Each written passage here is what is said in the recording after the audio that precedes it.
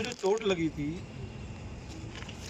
ऐसा कोई गंभीर मैटर तो था नहीं कि कोई उसमें 50 एक्यूज थे या 20 एक्यूज थे, या उसमें इन्वेस्टिगेशन इतनी बड़ी थी कि वो सीआईए में जाना चाहिए।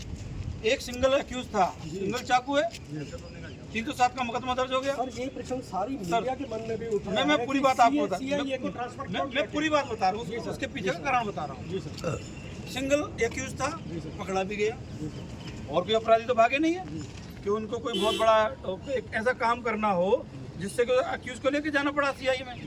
सबसे बड़ी बात तो ये है कि वो जो केस था वो सीआईए का केस ही नहीं था।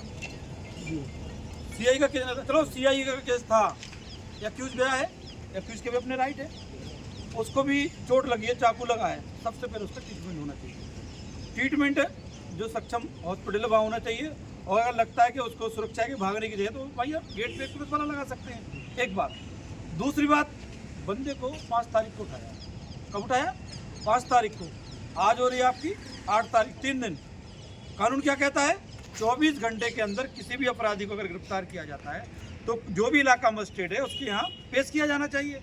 पेश करके आगे की जो प्रोसीडिंग है, फर्दर प्रोसीडिंग है, आप रिमांड ले लो। रिमांड आपने लिया है, नहीं लिया, सवाल एक ही होता है। नंबर दूसरा, भाई 65 ही क्यों गई है?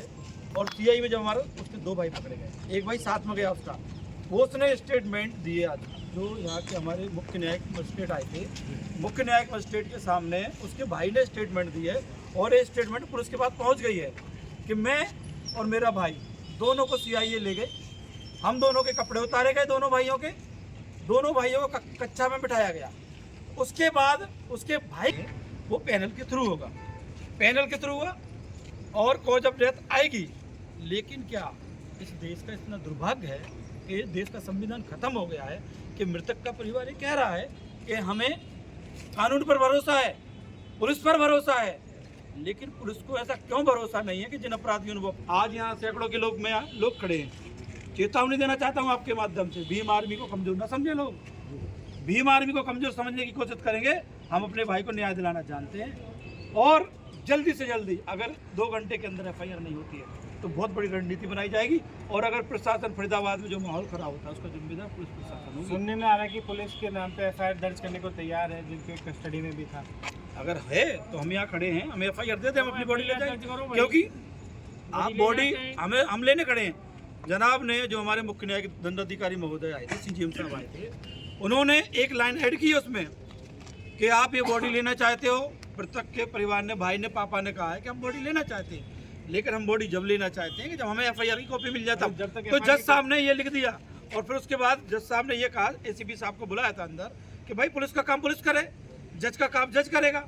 आखिर ऐसी क्या बात है जो पुलिस काम नहीं करे? इसका मतलब कहते हैं कि चोर की दाढ़ी में, इसका मतलब अपराधी है, और अपराधी को कौन बचाना चाहता है? ये आपके माध्यम से पूरा फरीदाबाद देखेगा, पूरा हरियाणा देखेगा, और पूरा देश देखेगा कि भीम आर्मी को कमजोर समझ। तो एफआईआर की कब तक वेट करेंगे सर? अभी तो बॉडी देखेंगे, जब तक हमें एफआईआर की, ये पापा है, इनने ये बयान दिए हैं, इनने बयान दिए, हम इनके साथ खड़े हैं, इनका डिसीजन हमारे लिए डिसीजन है, भीम आर्मी का, इनका डिसीजन भीम आर्मी का डिसीजन होगा।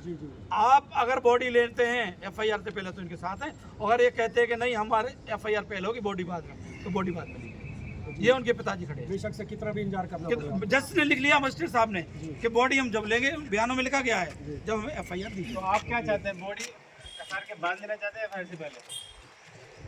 नहीं, आप क्या कहेंगे सुशील जी? भीम, आप भी सुबह से हमने देखा डटे हुए हैं उनके पक्ष में, आप क्या कहेंगे?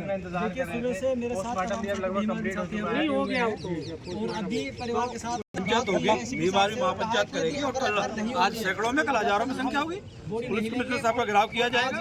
क्या इतना कमजोर है देश का कानून के? एक अपराधियों के एफआईआर नहीं होगी? हमें नहीं कहते, देखिए निर्दोष जो है ना फंसे ना, और अपराधी बचे ना। नहीं करते हैं तो पूरी रणनीति के तहत हम जिस तरह से ये घटना हुई है, आप इन्वेस्टिगेशन करो, जो निर्दोष हैं, लेकिन जिन्होंने अपराध किया, क्योंकि जो जिस तरह से आप भी जान रहे हैं कि ये हुआ तो गलत। घटना आपको मालूम है, से भी आप कवरेज कर रहे हैं, पुलिस वालों ने गमछा ले जाने की इजाजत दी, क्या गमछा ले जा सकते हैं? देखिए मैं आपको बता दूं, कितनी अच्छी बात कही आपने खुद सवाल भी किया और जवाब भी दिया। आप जेल में जाइए, आपको ना बंद वाले जूते नहीं पहनने दिए जाएंगे, चप्पल में जाओगे आप। उसको कच्चे पे खड़ा किया अंदर, कच्चे पे वो जो आया, जो मफलर आया, गमछा आया, कहाँ से आया? पुलिस की कस्टडी में। पुलिस तो कुछ भी देखिए, लटका सकती जो है। मृतक का ये परिवार हमारा भाई है, जो है संवैधानिक अपने दायरे के अंदर दरखास्त कानूनी दी, कार्रवाई पढ़ा। कर FIR दर्ज पुलिस वालों कर ने अपराधियों जात को तक पूछ गिरफ्तार किया। कि आपकी तो जात मतलब क्या आप है, आरोप लगा रहे हैं जात कि देखकर तब उनसे आत्महत्या पूछा नहीं गया है, ना। किसी तरह का मर्डर है। ये भाई बहुत साहब एक बड़ा बात बताइए,